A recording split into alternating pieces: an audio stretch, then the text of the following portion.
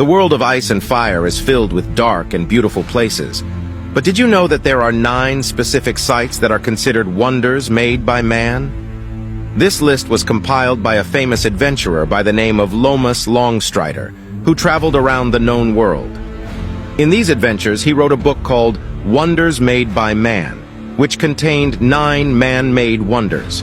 Tyrion Lannister is said to have read these books as a child. In fact, he read them so much that the books fell apart.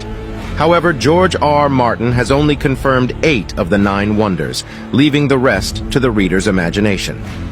1. The Titan of Braavos. One of the most famous structures in the known world was likely inspired by the real-life Colossus of Rhodes, which depicts the sun god Helios in the Aegean Sea. 2. The Pyramids of Geese, a great structure built by the Giscari Empire about 5,000 years ago in their capital city of Old Geese.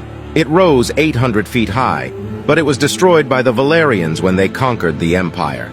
Lomas visited the ruins and declared them a great wonder, and this heavily resembles the Pyramids of Giza. 3. The Valyrian Roads, also known as Dragon Roads, is a system of roads built in the Valyrian freehold allowing trade across the Valyrian colonies, likely inspired by the real-life Roman roads. 4. Triple Walls of Qarth. 3 layers of walls protect the ancient city of Qarth. This is based on the triple fortifications of Constantinople. 5. The Long Bridge of Volantis, the longest bridge in the known world, and the Long Bridge of Volantis unify the 2 halves of Volantis separated by the river Rhoine, likely based upon the famous Roman Bridge of Cordoba in Spain. 6. The palace with 1,000 rooms located in Sarnath is home to the High King of Sarnor. 7. The 3 Bells of Norvos. 8. Finally, the Wall, a massive ice structure that serves as a border in northern Westeros. The Wall was built 8,000 years ago with the help of giants and the children of the forest. The Wall was likely inspired by Hadrian's Wall in England. Some consider the High Tower of Old Town, the Towers of Valyria, and the 5 forts to be the last of the 9 wonders made by man.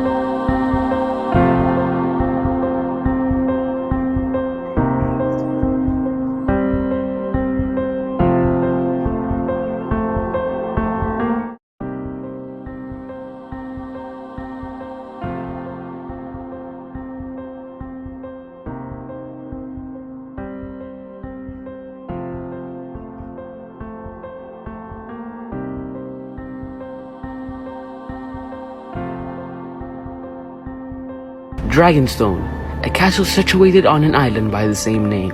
2 centuries before the doom of Valyria, the Valyrian Empire took possession of the island and built a massive fortress with magic and sorcery, melting the stones by dragonfire. It was made as the westernmost outpost of Valyria. However, 12 years before the doom of Valyria, Daenerys the Dreamer had a dream of the doom of the Empire, and her lord father Aenar Targaryen left Valyria, taking his dragon and his house along with him to Dragonstone. Dragonstone served for centuries as a seat of the heir to the throne.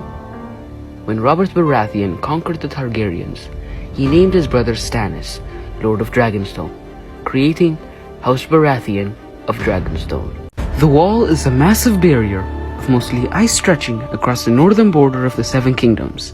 But did you know there's another great wall in A Song of Ice and Fire, the 5 forts? Massive fortresses found in the farther east of Essos. The 5 forts are almost 1,000 feet high, taller than the Wall of Westeros. They predate the rise of the Valyrian Empire and the Golden Empire VET. The 5 forts are made of oily black stone, a unique substance only found in Ashai. Hightower, Yin, the sea stone chair of the Iron Islands and Isle of Toads. The 5 forts were built to keep out threats from the Grey Waste, a frozen desert in the far east, much like the Wall of Westeros, built to keep out threats from the frozen buildings of the far north. This has caused some to speculate that when the Long Night happened, the others not only invaded Westeros, but Essos as well. Have you heard of the Kingdom of Sarnor in A Song of Ice and Fire? The ancient Kingdom of Sarnor was located in the northern region of Essos. According to distant legend, the coasts were once ruled by fisher queens. The Sarnor trace their descent to King Huzur Amai, who sounds too close to Azor Ahai, the legendary hero who fought the others during the Long Night. At the height of their power, the Sarnori traded with the Valyrian Empire, Yi-Ti, and Ashai by the Shadow. But after the Doom of Valyria, and during the Century of Blood, Dothraki raided and sacked the Kingdom of Sarnor. Have you ever heard of the Holy Isle of Lang in A Song of Ice and Fire? The island of Lang is located in the farther east of Essos, even farther than the Golden Empire of Yi-Ti. The island is said to be a home to 10,000 tigers and 10 million monkeys. Apes as large as giants and as intelligent as humans also live in the Holy Isle. Lang's history goes back as far as that of Yi-Ti itself. Little is known of it, but that of queer roads in the depth of its jungles, undergrown labyrinths and cities that lead to vast chambers. No one knows who built them or when. They remain a trace of a vanished race. The God Empress of Lang rules over the island. She's said to converse with the Old Ones, the great Lovecraftian gods hidden in the far east of the known world. All men who see these creatures lose their sanity and minds. What is Sothoryos? In A Song of Ice and Fire, Sothoryos is a continent that lies in the southern east of Westeros. The land is inhabited by cannibals called the Brindled Men. The women are said to be unable to breed with the men of Essos. The island of Nath is also located in Sothoryos. The Nathi are said to have a fair, dark skin. Missandei is from Nath. Sothoryos is home to fatal diseases, such as grey scale, green fever, the bronze plate, and red death. The streams are full of crocodiles and carnivorous fish that strip a man off his skin in minutes.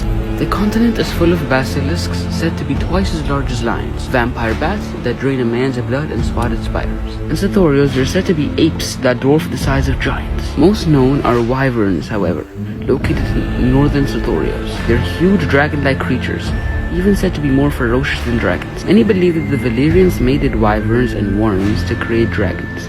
Highgarden is the seat of House Tyrell in the Reach. In A Song of Ice and Fire, the castle was said to be built by mythical Garth Greenhand on the hill overlooking the Manda River. Before Aegon, it was the seat of House Gardner, the kings of the Reach. When House Tyrell of the Andals invaded Westeros, House Gardner welcomed them as royal steward of Highgarden. In a battle which came to be known as the Field of Fire, however, noble House of Gardner was wiped out, and Aegon the Conqueror gave Highgarden to the Tyrells, despite the protests of the Lords of the Reach. What is the Heart of Winter? In The Song of Ice and Fire, the Heart of Winter lies in the land of always winter, in the far north. It was first glimpsed by Bran Stark in his dream of the three-eyed crow. Bran cried when he saw it. George R.R. Martin has stated that the others aren't just ice zombies, but they have their own culture and lifestyle. It's speculated that the Heart of Winter is the base of their operations, and an entity is said to live there, who rules over the others. The Golden Empire of Yi-Ti. In The Song of Ice and Fire, Yi-Ti was said to be the beginning of civilization and the wealthiest empire in the known world. Passing Valyria at its peak, the Golden Empire was ruled by the God Emperors, who was said to rule for 10,000 years. It was a peaceful city, but with every God Emperor came more chaos and destruction. This was until Bloodstone Emperor killed his sister, the Amethyst Empress, and usurped the throne, known as the Blood Betrayal. His acts were so cruel that the sun itself hid its face from the earth, ushering in the Long Night, until the legendary hero, known by many names, Azor Ahai, Hirkun the Hero, Yintar, Neferion, and Eldritch Shadow Chaser, wielded the flaming sword Lightbringer to bring light back into the world. White Harbor is one of the 5 major cities of Westeros in The Song of Ice and Fire. White Harbor is the seat to House Manderly, who fled the Kingdom of the Reach to the Starks of the North, who welcomed them as their bannermen. The kings of the north gave the Manderleys the Wolf's Den to defend the White Knife River, leading to the creation of White Harbor. White Harbor is the richest city in the north, and the 4th richest in the continent. Aegon the Conqueror himself held court in White Harbor, along with King Jaehaerys and Good Queen Alysanne.